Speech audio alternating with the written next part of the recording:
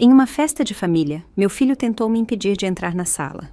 Quando finalmente consegui entrar, fiquei paralisada. Vi uma mulher jovem abraçando meu marido com força, a mão dela escorregando para o bolso dele. Ele disse: "Ah, qual é?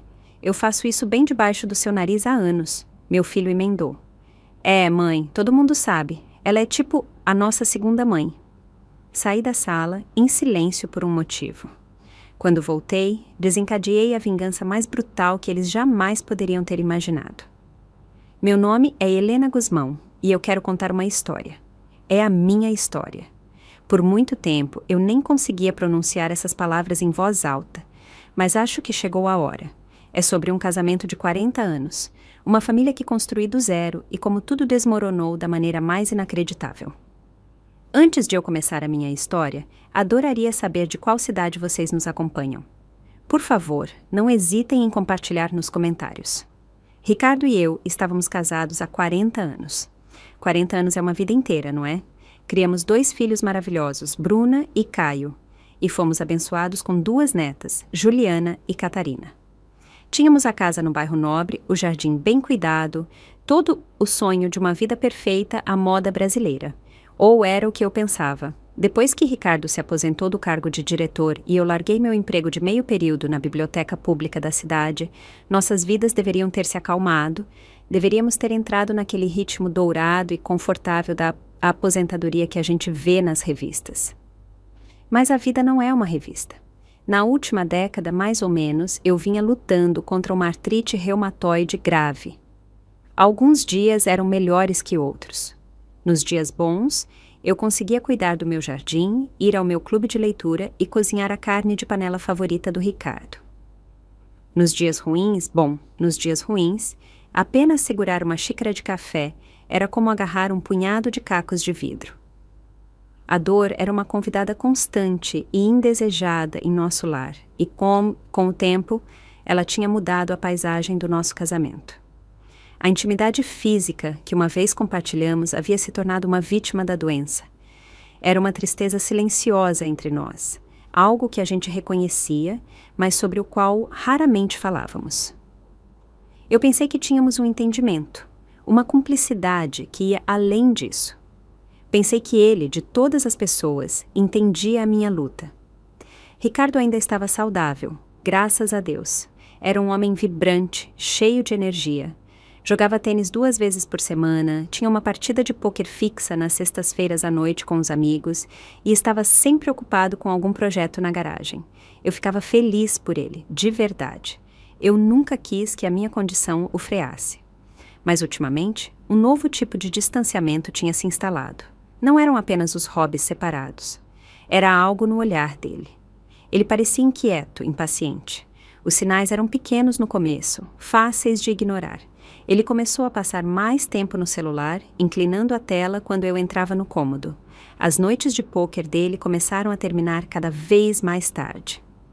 Às vezes, ele chegava em casa com um leve cheiro de um perfume que não era o meu. Quando eu perguntava, ele apenas fazia um gesto de desdém com a mão. "Ah, é só a Simone. Você sabe como ela abraça todo mundo." E eu deixava passar. O que mais eu poderia fazer? Questioná-lo parecia admitir que os alicerces do nosso casamento de 40 anos estavam rachando. Era mais fácil fingir que eu não notava. Em uma terça-feira à tarde, eu me preparava para a minha reunião semanal do clube de leitura. Era a minha única saída social real. Uma pequena ilha de normalidade no meu mar de dor crônica.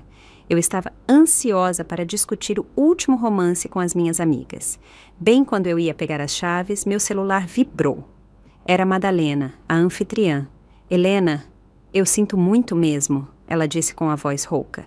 "Meu neto pegou uma gripe terrível. Vamos ter que cancelar hoje." Senti uma pontada de desapontamento.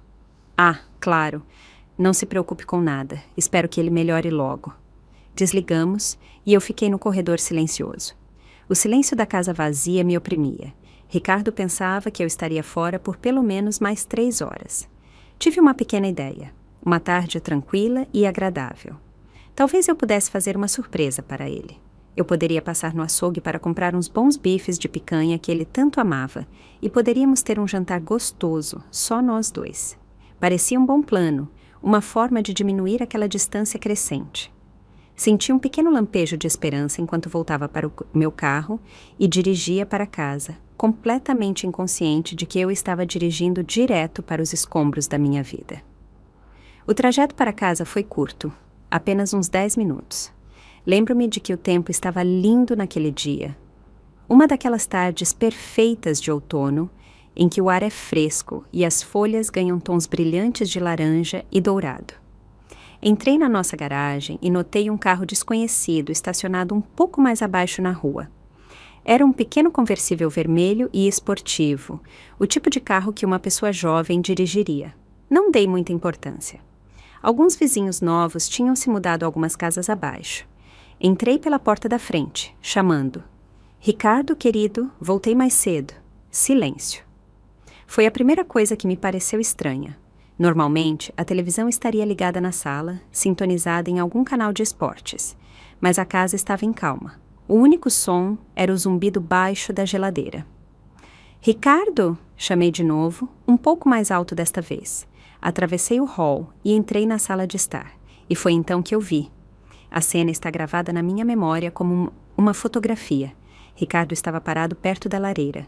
Ele não estava sozinho. Uma mulher jovem estava com ele. Ela não devia ter mais de 30 anos, com cabelos longos e loiros e um vestido justo. Ela estava de costas para mim, mas o rosto dele estava claramente visível. Ele tinha as mãos na cintura dela e estava se inclinando para beijá-la. Eles ficaram congelados quando me ouviram. A mulher se virou bruscamente, os olhos arregalados, com um lampejo de pânico. Ricardo simplesmente me encarou. Não havia surpresa no rosto dele. Nem culpa. Apenas aborrecimento, puro e absoluto aborrecimento. Como se eu fosse quem tivesse feito algo errado pelo simples fato de existir na minha própria casa. Minha bolsa escorregou dos meus dedos e caiu no chão com um baque surdo. Por um momento ninguém falou. O silêncio era ensurdecedor. Olhei do Ricardo para aquela mulher, aquela estranha na minha sala de estar, e de volta para o Ricardo. Minha mente se esforçava para encontrar sentido no que eu estava vendo. A mulher foi a primeira a encontrar a voz. Eu deveria ir, ela gaguejou, pegando uma pequena bolsa da poltrona. Sim, eu disse, minha própria voz, um sussurro rouco que eu não reconheci. Você deveria. Ela passou rapidamente por mim sem fazer contato visual e lutou com a porta da frente antes de sair correndo. Ouvi o motor daquele pequeno conversível vermelho roncar e depois desaparecer rua abaixo. E então, só restamos nós dois. Eu me virei para encarar meu marido de 40 anos. Meu coração martelava contra as minhas costelas com tanta força que eu pensei que poderia quebrá-las. "Ricardo", comecei, minha voz tremendo. "Quem era aquela?" Ele suspirou, um som pesado e irritado, e passou a mão pelo cabelo. Ele nem estava olhando para mim. Ele se aproximou do minibar e serviu-se de uma dose de conhaque. "O nome dela é Simone", ele disse, ainda de costas para mim. Simone, repeti o nome, soava estranho e feio na minha boca. E o que a Simone estava fazendo aqui, Ricardo, na nossa casa? Ele finalmente se virou, girando o líquido âmbar em seu copo. A expressão no rosto dele era algo que eu nunca tinha visto antes. Era fria, desafiadora. "Qual é, Helena? Não se faça de boba. Você sabe o que ela estava fazendo aqui." A audácia pura daquilo me deixou sem fôlego. "Eu não sei", consegui dizer com a voz embargada. "Eu não sei de nada. Eu chego em casa e encontro você com outra mulher e você espera o quê? Que eu entenda?" "Talvez você devesse", ele retrucou, a voz dele se elevando. "Talvez você devesse tentar entender como é para mim. Você acha que é fácil viver assim? Nós somos colegas de quarto, Helena. Nós não somos marido e mulher há anos." Cada palavra era um golpe físico.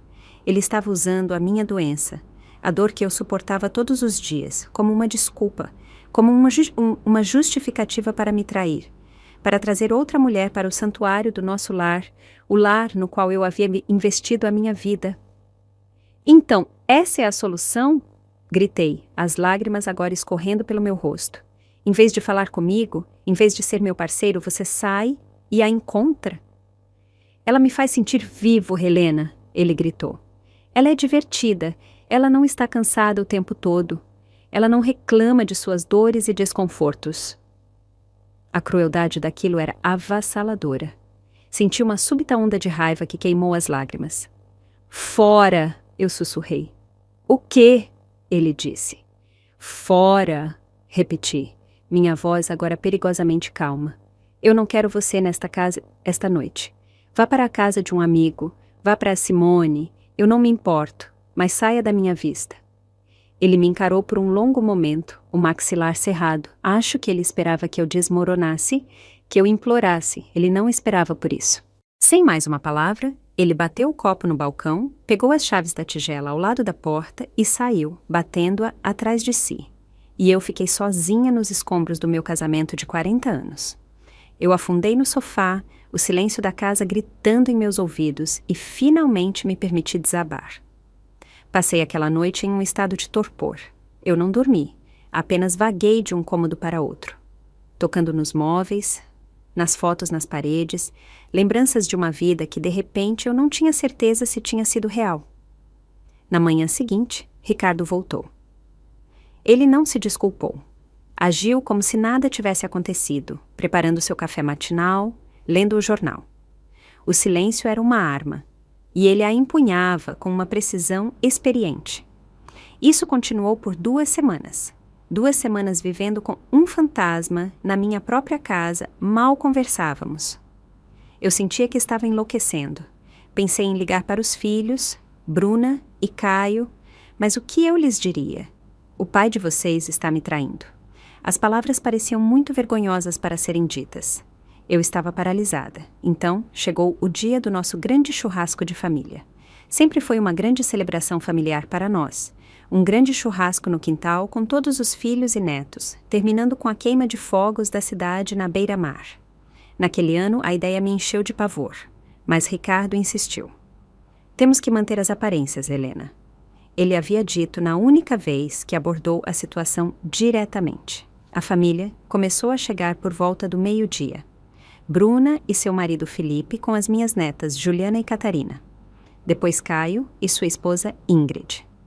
Eu forcei a barra, forçando um sorriso, abraçando minhas netas, mas eu podia sentir uma tensão estranha no ar. Todos pareciam andar na ponta dos pés ao meu redor. Depois do almoço, enquanto eu recolhia a mesa, Bruna se aproximou de mim e colocou a mão no meu braço. Mãe, ela disse em voz séria, nós todos precisamos conversar na sala. Um nó frio de medo se formou no meu estômago.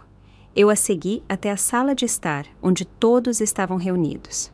Ricardo estava sentado em sua poltrona favorita, parecendo sombrio.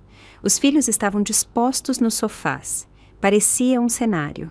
Parecia uma emboscada. Sentei-me com as mãos tremendo no meu colo. Bruna respirou fundo.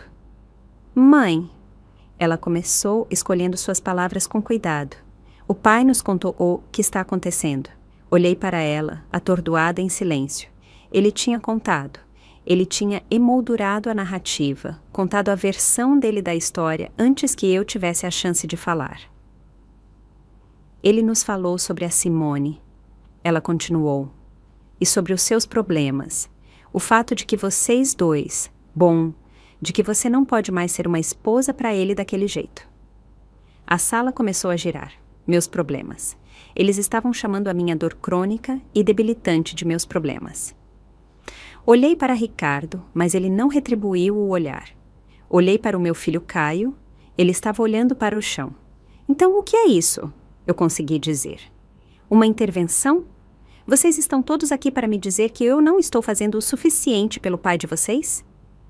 Não, mãe, claro que não, disse Bruna rapidamente, embora o tom dela fosse condescendente. Nós só estamos dizendo que você tem que ser realista. O pai tem necessidades, e se você não pode satisfazê-las, não é melhor que ele encontre uma maneira discreta de lidar com isso em vez de, se divorciar e destruir a família? Eu não conseguia acreditar no que estava ouvindo. Olhei em volta da sala, procurando um aliado, uma única pessoa que visse a loucura de tudo isso. Então, vocês todos concordam com isso? Vocês acham que não tem problema o pai de vocês ter um caso? Bruna suspirou. Nós não estamos dizendo que está tudo bem, mãe. Nós só estamos dizendo que é uma solução prática. Não precisa afetar ninguém. Ele consegue o que precisa e a família permanece unida. É melhor para todos. Eu me virei para o meu filho. Caio, você concorda com isso? Ele finalmente levantou os olhos, o rosto inexpressivo. Ajuda o pai, mãe, ele disse em voz baixa. Ele tem estado muito infeliz. Olhei para a minha nora, Ingrid. Ela parecia profundamente desconfortável. Contanto que seja discreto, ela murmurou, torcendo as mãos. Minha última esperança eram as minhas netas, Juliana e Catarina, minhas queridas meninas. Elas eram adolescentes, parte de uma geração diferente. Talvez elas enxergassem. E vocês, meninas? Perguntei, minha voz suplicante. Juliana, a mais velha, trocou um olhar com a mãe, que lhe deu um leve aceno. Bom, vó, ela disse com hesitação. Muitos dos pais dos nossos amigos têm relacionamentos abertos. Eles dizem que não é grande coisa. É só sexo, né? É só sexo. As palavras ecoaram na sala silenciosa. Minha própria família, meus filhos e netos, estavam sentados aqui na minha casa, me dizendo para aceitar a infidelidade do meu marido como uma questão de praticidade.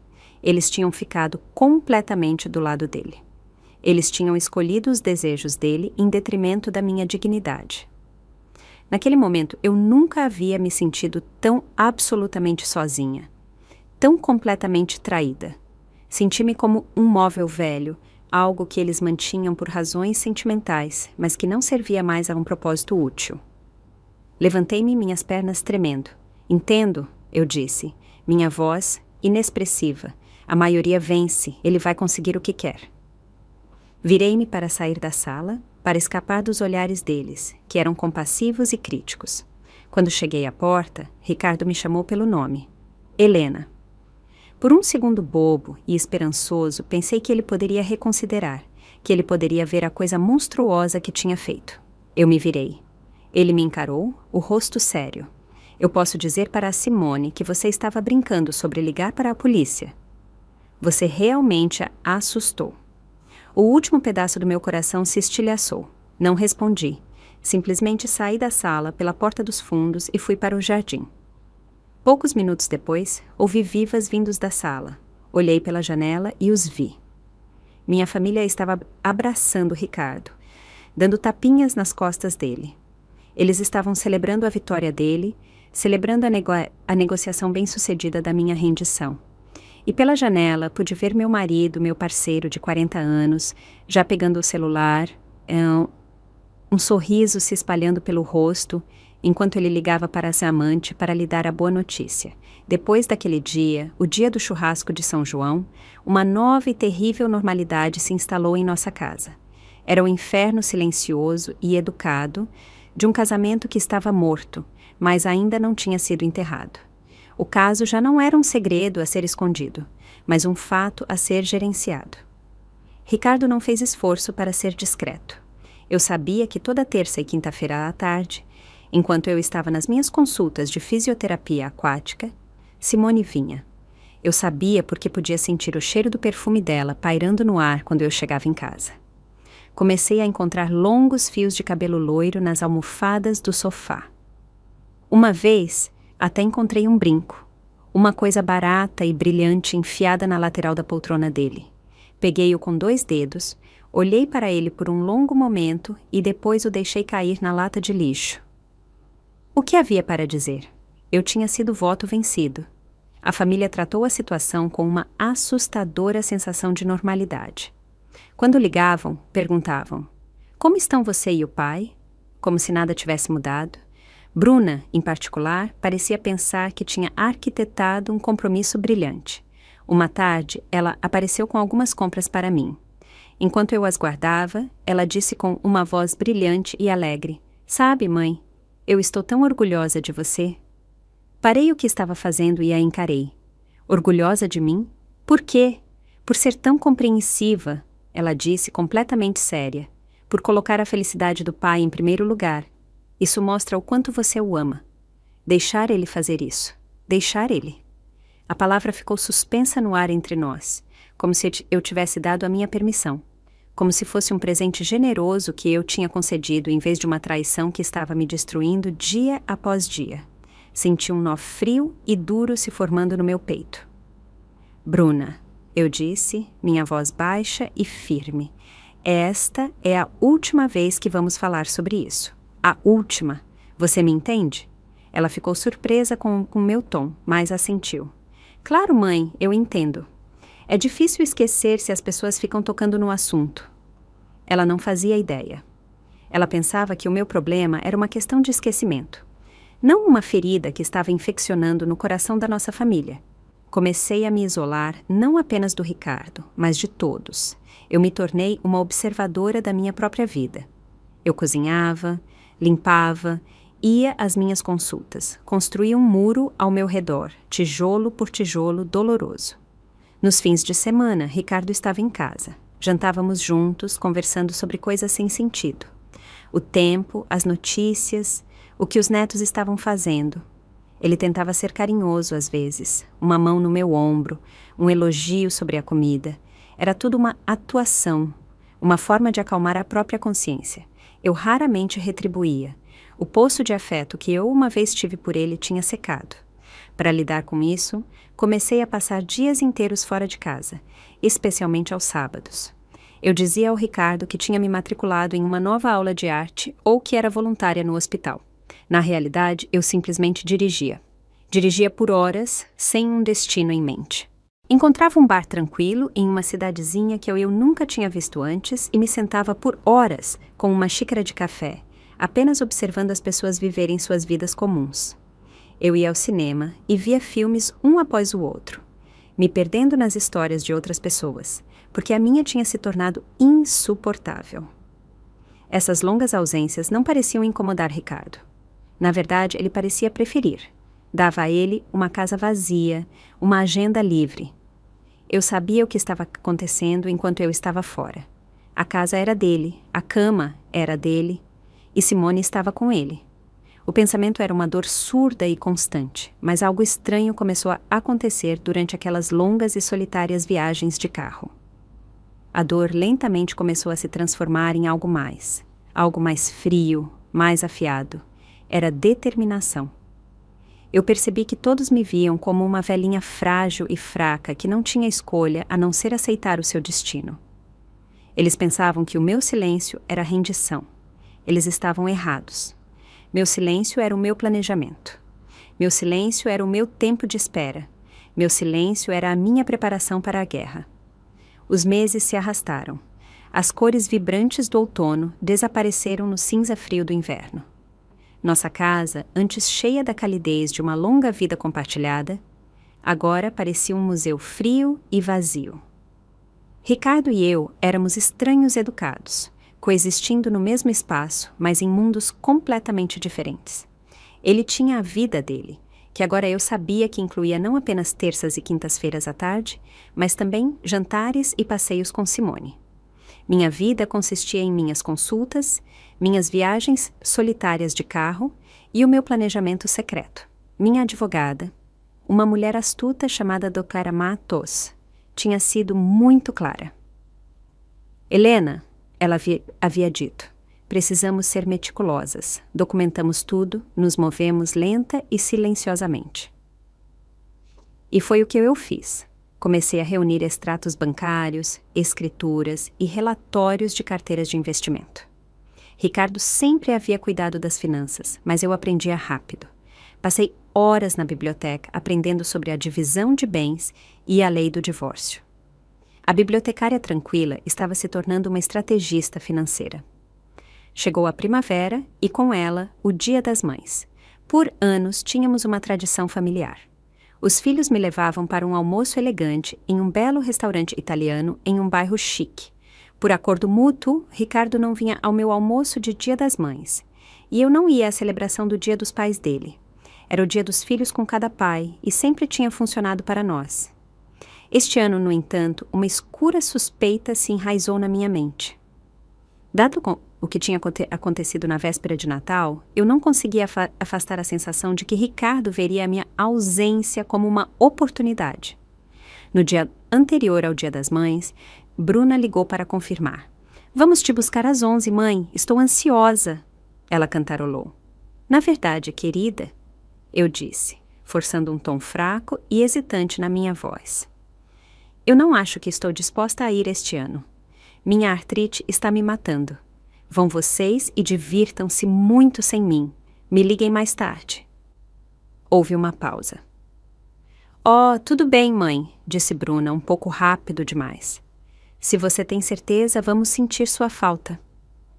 Eu sabia que ela estava mentindo. Minha ausência não era uma decepção, era uma conveniência. Na manhã do Dia das Mães, observei da janela do meu quarto o furgão da Bruna chegar, seguido pelo carro de Caio e Ingrid. Todos entraram para buscar Ricardo. Minutos depois, eles saíram todos, rindo e entrando nos carros para seguir para o restaurante. Esperei 20 minutos, depois entrei no meu próprio carro. Eu não me arrumei, apenas usava calça simples e uma blusa. Dirigi até o restaurante italiano. Eu não planejava entrar, eu só precisava saber. Estacionei do outro lado da rua, onde eu tinha uma vista clara da entrada e do estacionamento. Observei minha família chegar. Vi meu filho Caio abrir a porta para minha filha Bruna. Vi meu marido Ricardo rindo, parecendo mais feliz do que eu o via há anos. E então, outro carro entrou no estacionamento. Um pequeno conversível vermelho e esportivo. Minha respiração parou. Simone saiu do carro, vestindo um lindo vestido florido. Ela se aproximou da minha família e minha filha Bruna lhe deu um abraço caloroso e acolhedor.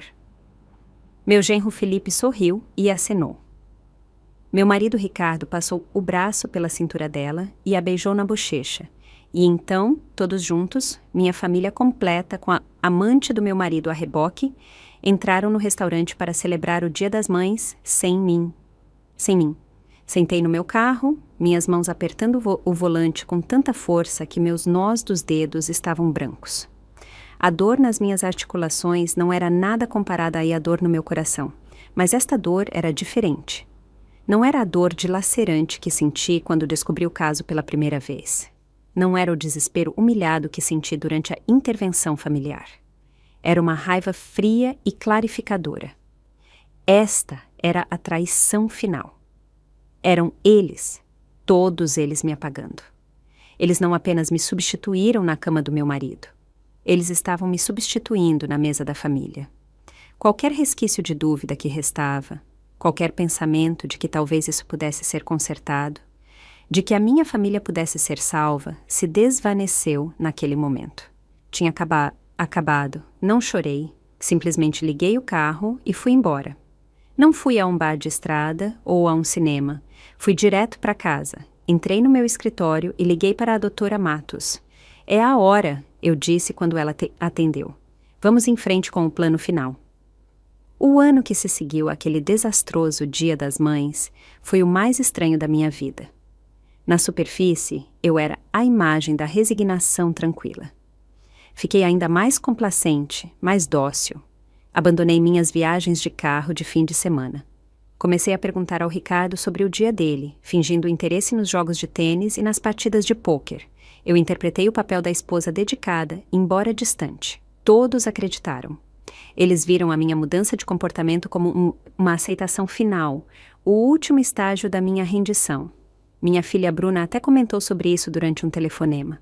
Que bom ouvir você soar como a Helena de antes, mãe, ela havia dito. Eles não tinham ideia de que o meu eu antigo tinha partido para sempre. Substituído por uma mulher que eles não conheciam de jeito nenhum. Minha submissão era uma cortina de fumaça.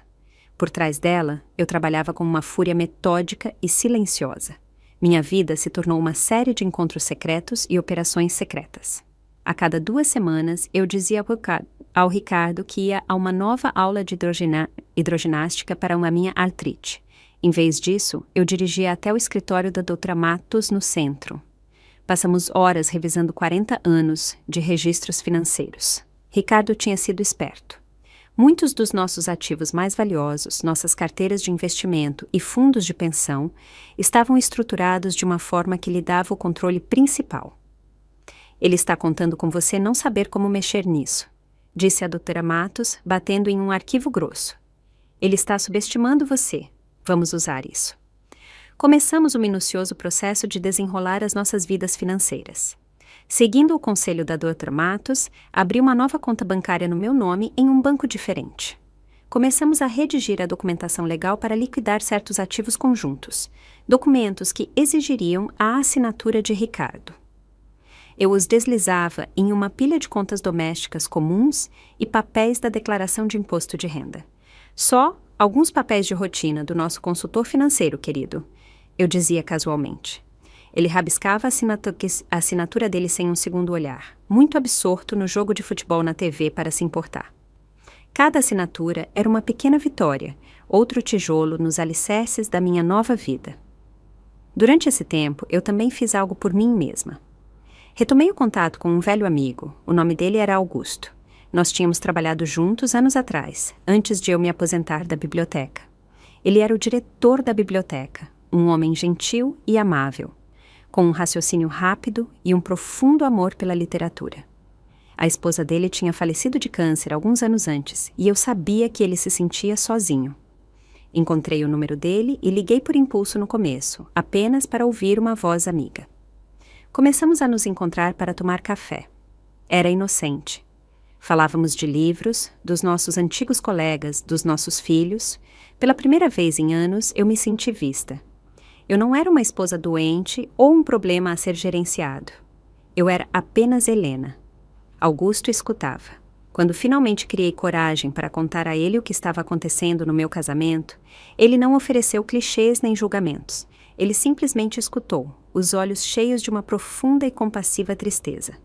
Ele segurou a minha mão sobre a mesa, o toque dele gentil, e disse: "Você merece muito mais." Nossa amizade se aprofundou. Ele se tornou o meu confidente, a minha única fonte de sanidade em um mundo que tinha enlouquecido. Ele era o único que sabia do meu plano. Ele não o questionou, ele o apoiou. Ele viu a minha força quando todos os outros só viam a minha fraqueza. À medida que os meses passavam, o meu plano tomou sua forma final. Eu tinha uma nova conta bancária com uma quantia substancial de dinheiro. Eu tinha uma advogada pronta para entrar com os papéis do divórcio a qualquer momento. E eu tinha um amigo no Augusto que me oferecia não um romance, mas algo muito mais valioso. Uma visão de um futuro onde eu não estaria sozinha. Um futuro onde eu seria respeitada. Marquei a data no meu calendário. A véspera de Natal. Exatamente 1 ano desde que a minha família tinha me sentado e me sentenciado a uma vida de humilhação. Este ano não seria o dia de celebração deles. Seria o meu dia da independência. A manhã da véspera de Natal nasceu brilhante e clara. O ar já estava denso com o cheiro de grama cortada e o estalo distante dos primeiros rojões. Nosso quintal se encheu lentamente com o mesmo elenco de personagens do ano anterior. Bruna e Felipe, Caio e Ingrid. Os netos. A churrasqueira estava acesa, hambúrgueres e linguiças chiando. A conversa era leve, cheia de risadas. Era uma imagem perfeita de uma família brasileira feliz, uma mentira perfeita. Eu interpretei o meu papel com perfeição. Me misturei, sorri, elogiei o salpicão da Bruna. Mas este ano, eu me certifiquei de exagerar. Eu gemia toda vez que me levantava. Eu esfregava as minhas mãos como se estivessem em agonia. Soltava um pequeno suspiro de exaustão de vez em quando.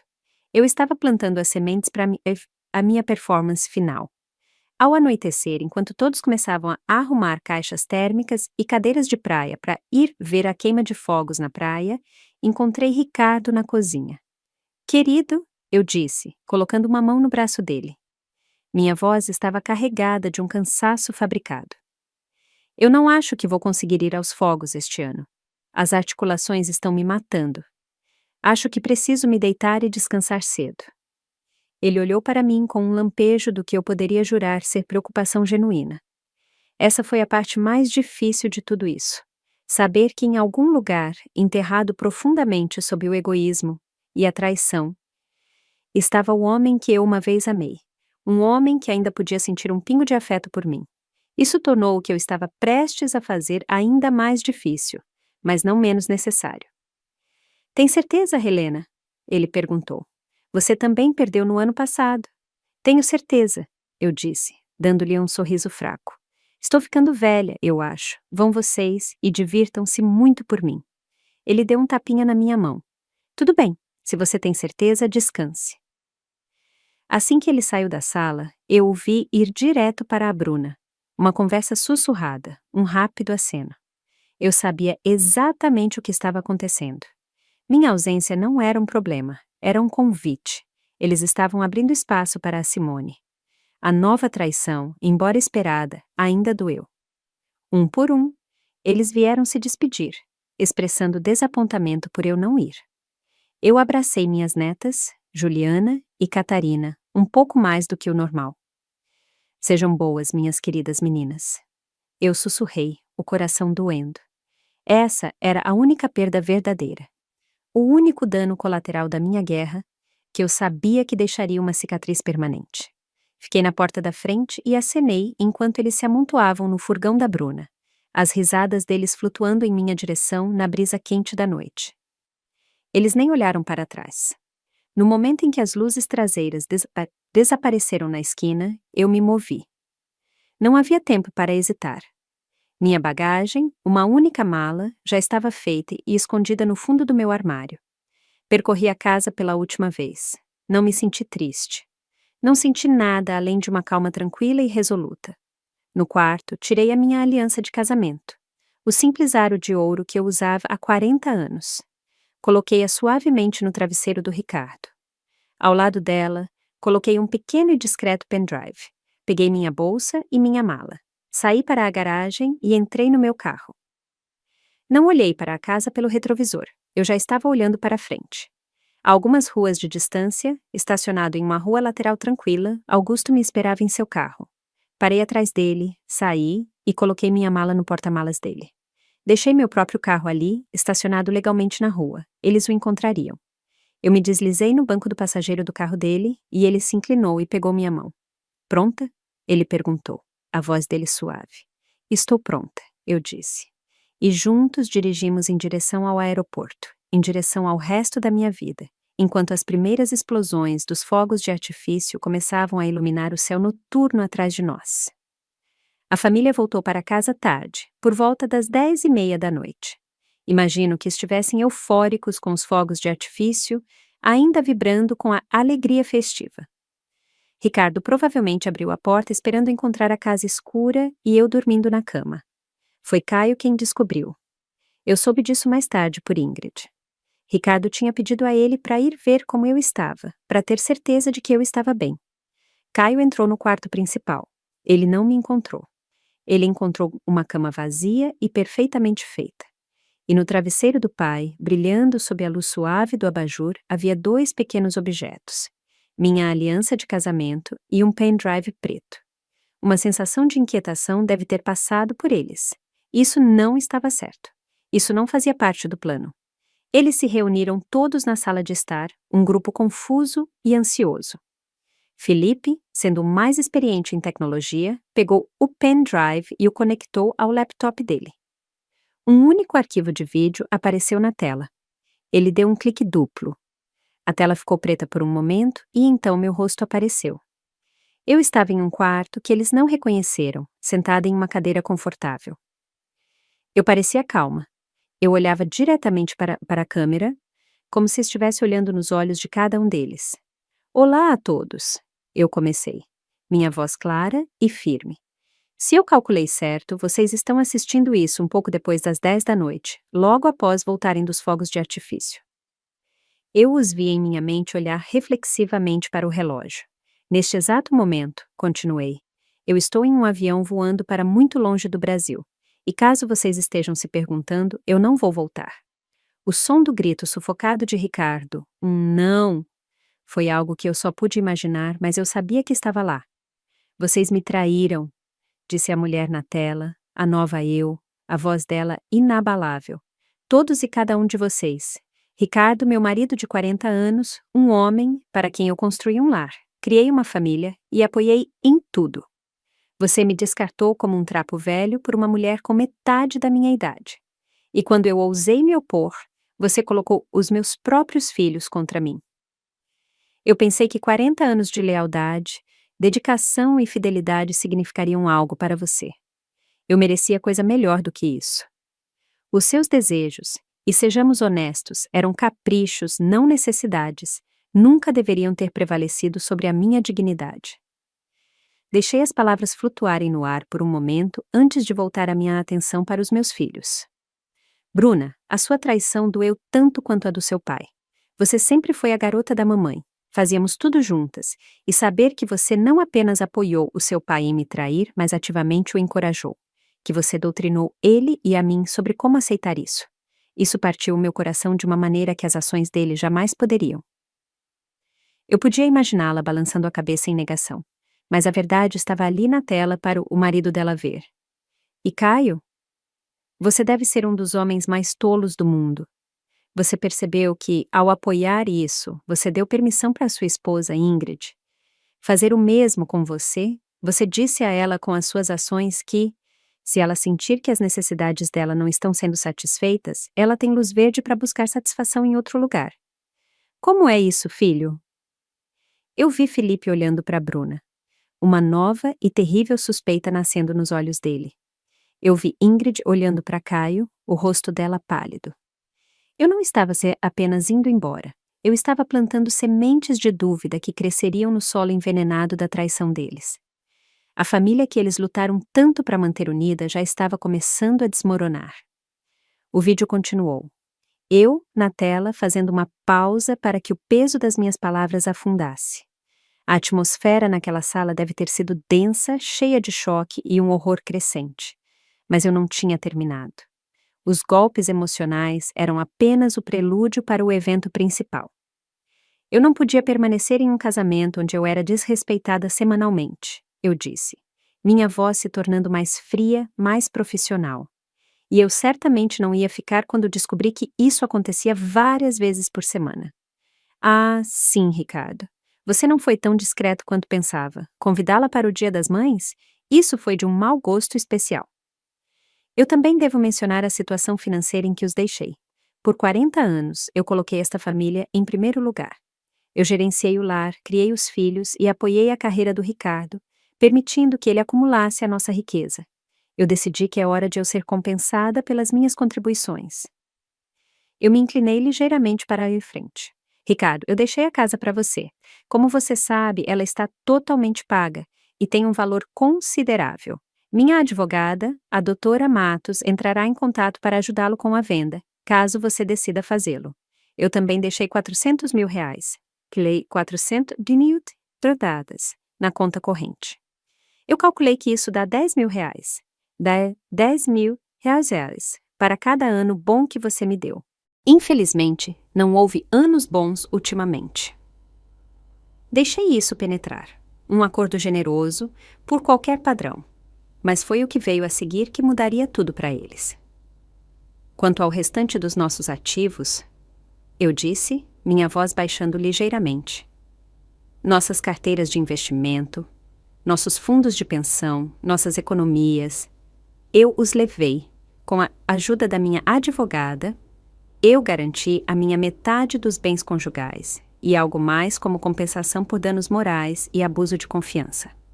Depois que tudo estiver resolvido, eu terei uma carteira de quase 8 dígitos. Eu ficarei perfeitamente bem, embora eu duvide que algum de vocês realmente se importe.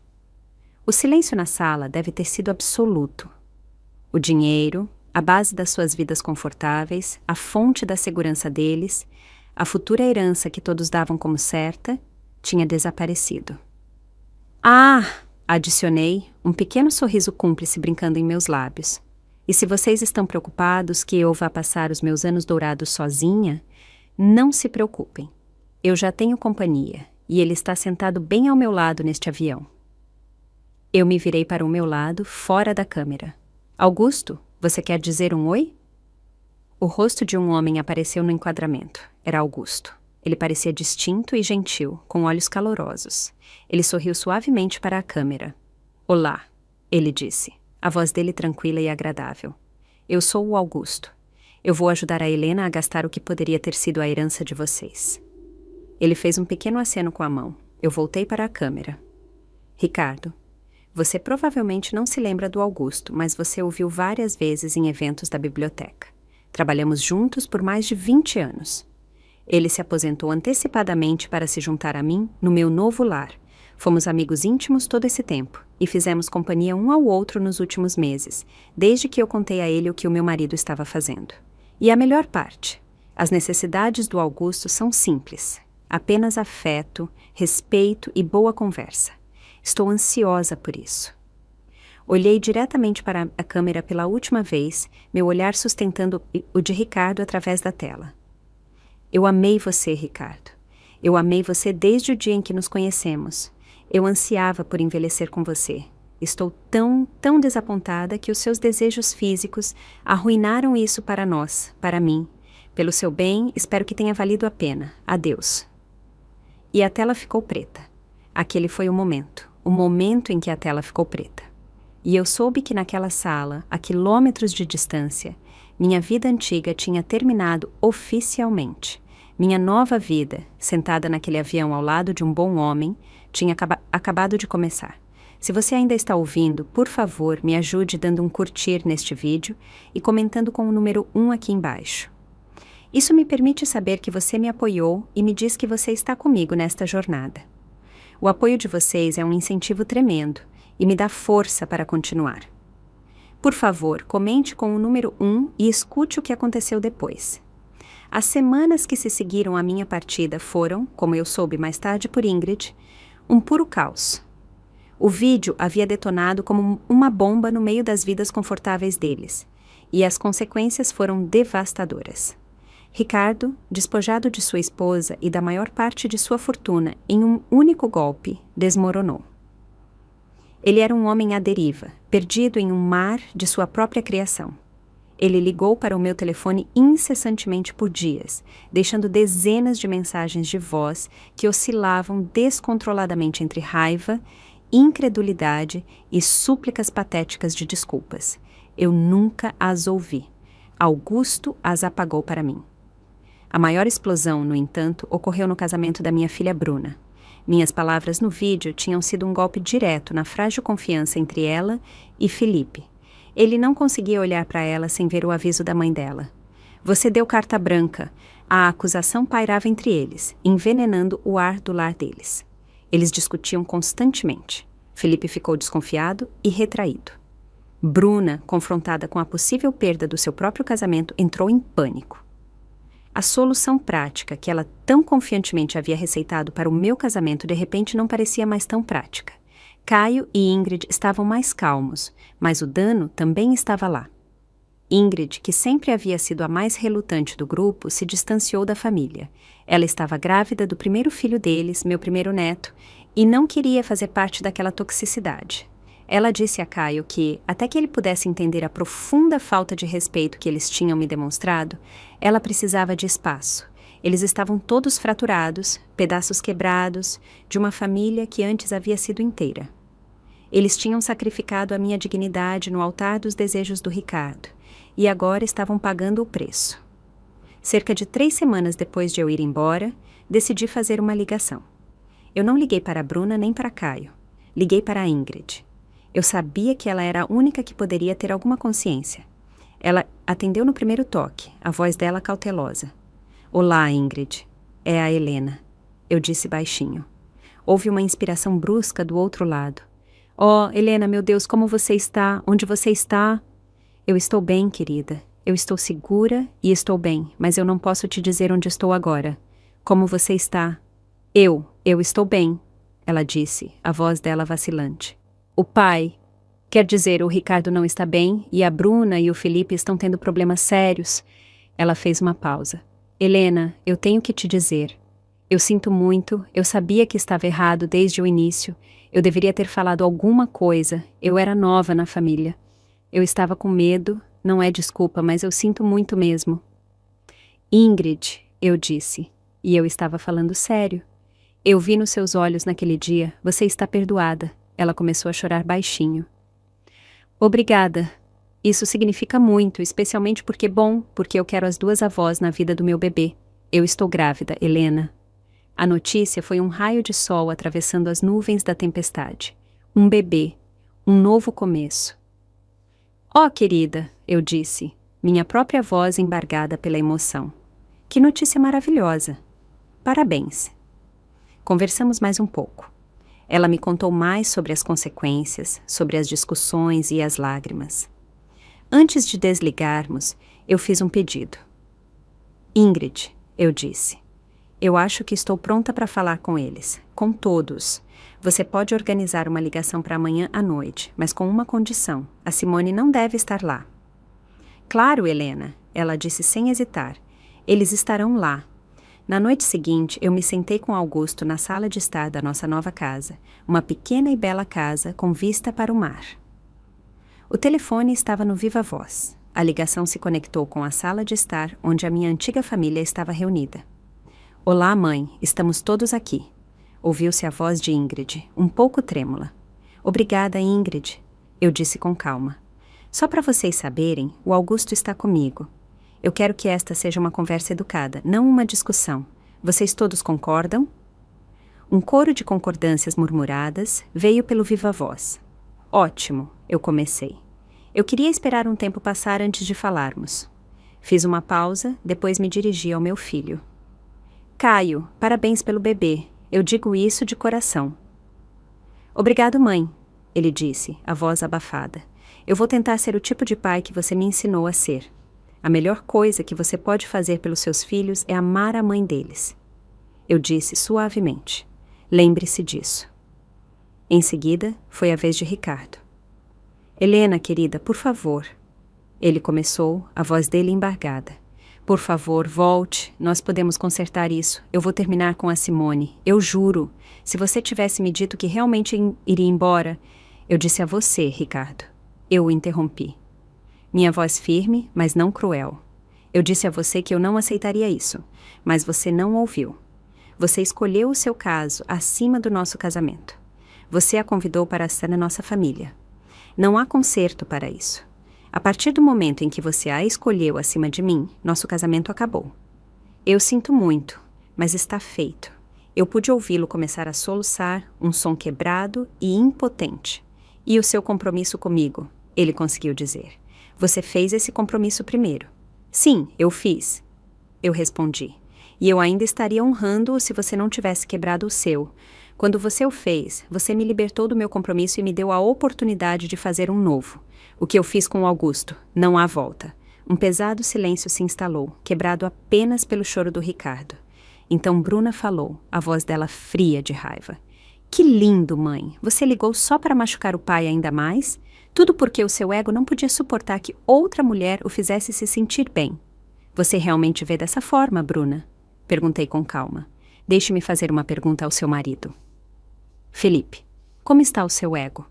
Ele está preparado para aceitar que outro homem faça que a sua esposa se sentir melhor do que você? Silêncio. A pergunta pairou no ar como uma guilhotina. Finalmente, a voz de Felipe, tensa e forçada, veio pelo viva voz. Para que conste, Helena, depois de tudo isso, a Bruna e eu temos tido problemas muito sérios. Eu entendo, eu respondi, mas deixe-me dizer o seguinte aos dois, lutem pelo casamento de vocês. Vocês se amam, mas começaram a dar isso como certo. Que isso seja um alerta, não o fim. Lembrem-se, vocês são uma equipe. Nunca quis que isso acontecesse. Mãe, sussurrou Bruna, a raiva dela sumindo, substituída pela voz aterrorizada de uma menina pequena. Eu estou com medo. Eu sei, eu disse suavemente, mas vocês podem consertar. Dedique o tempo que você usava para gerenciar o meu casamento para gerenciar o seu. Você é a parceira dele, Bruna, não a chefe dele. Seja honesta com ele, é tudo o que você pode fazer. Houve outro longo silêncio. A ligação tinha chegado ao fim. As coisas que precisavam ser ditas foram ditas.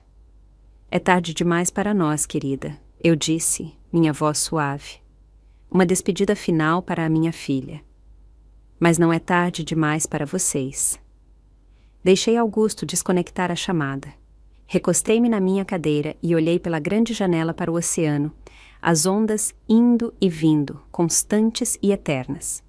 O sol estava se pondo, pintando o céu em tons de laranja e rosa. Era lindo.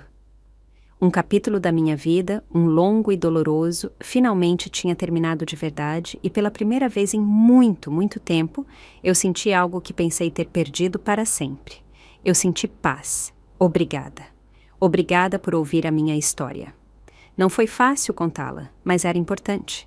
Se você já passou por algo semelhante, ou se a minha jornada tocou você de alguma forma, por favor, compartilhe os seus pensamentos nos comentários abaixo. Ler as suas histórias e saber que eu não estou sozinha significa muito para mim. Por favor, cuidem-se e saibam que não importa o quão escuro fique, há sempre um novo amanhecer esperando. Adeus por enquanto.